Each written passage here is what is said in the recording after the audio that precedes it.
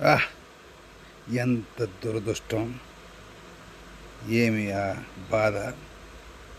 ఆహా! ఏమి సాహసం! నీటిలోని ముసలిని బయటికి తీసుకొచ్చిన ఆ జంతువుని ఆ జంతువుని మనం మనం గొప్పగా చెప్పలేకుండలేం.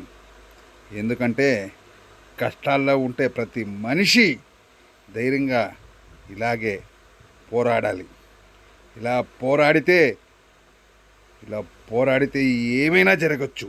ప్రాణాలను కాపాడుకోవచ్చు. అరెరే! ఏం జరుగుతుంది? ఏం జరుగుతుంది?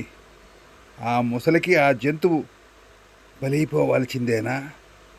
అయ్యో!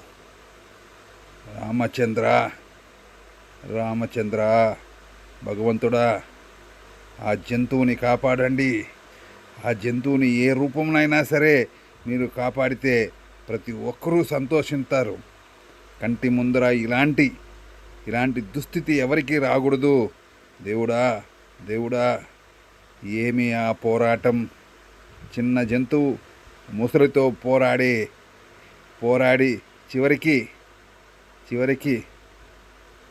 ఏదో జరుగుతుంది. ఇక్కడ ఏదో జరుగుతుంది.